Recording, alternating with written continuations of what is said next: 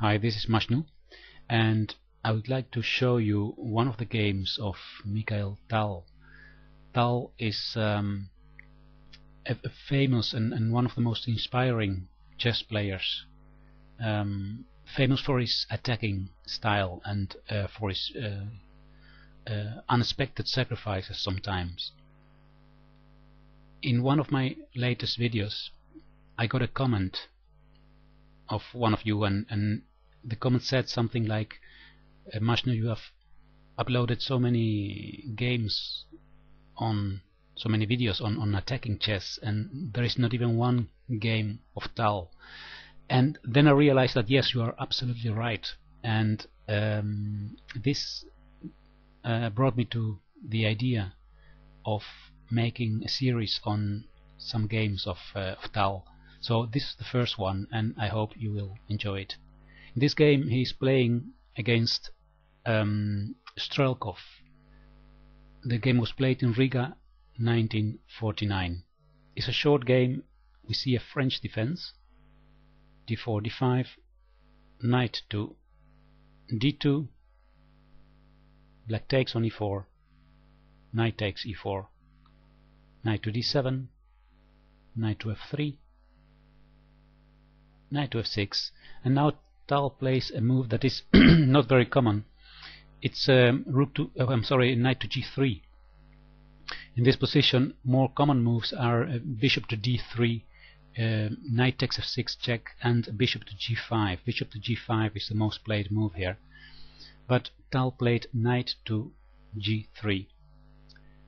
Black replied with c5 to challenge the center of white, and Tal answered c3. C takes d4, and now knight takes d4. a6 was played, so black wants to control the b5 square to prevent a knight, for example, going there and then to d6 and things like that. Bishop to d3, knight to c5, attacking the bishop, and now Tal decides to move the bishop to c2. It's an important thing because this diagonal is completely open. So if later black castles kingside, this bishop can be very important. And at this point black makes a mistake. What happens is that many times in this French defense, this bishop, the light squared bishop of black, is a problem because it's difficult to develop it since the pawn is on e6.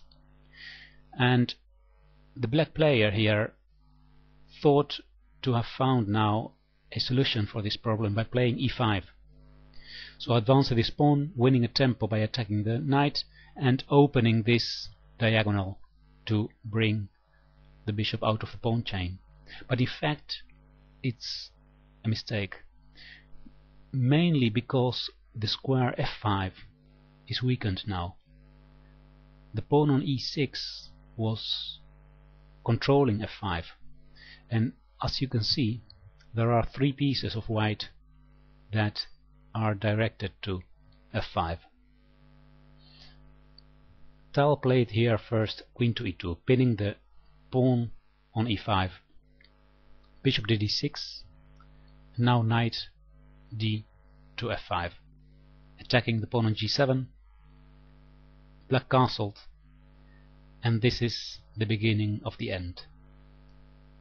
Bishop to g5 followed, pinning the knight on f6, and you can already start seeing that white is starting to get an attack here. By moving this bishop to g5, not only the knight on f6 is pinned, but also the first rank is being freed, so this rook can go to d1 to pin the bishop on d6. Bishop to c7 was played to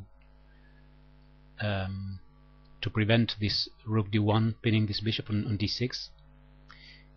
Rook d1 was played anyway. Knight c to d7, and now knight to h5. So all the pressure is being concentrated now on this f6 knight that is pinned. And already the position of black is, well, hopeless. There are so many attacking pieces. In the game, bishop to b6 was played, and Tal took on f6, and here there is no way to save the game, so black resigned here. Let's have a look what's the threats here. Well, of course, this bishop cannot be taken by the knight because of rook takes queen, and the queen cannot take because the knight takes. So the only way of taking here would be like this, but then there is a mate in 2. Rook g, queen g4, check, and then mate on g7. So that means that black is completely lost here. And this is one of the examples of how Mikhail Tal uses all his pieces and the dynamics of the position to start an attack. I hope you enjoyed this video, and I'll bring you more games of Tal very soon. This is the first one. I've chosen a short game because I'm looking for more games and more interesting games, and to make a video I don't want them to be too long, so I can cover them in 10 minutes, and I want games that are typical for the style of playing of Tal, and that is this beautiful attacking style that he has. Okay, I hope you enjoyed this video, and I'll see you next time on YouTube. Goodbye.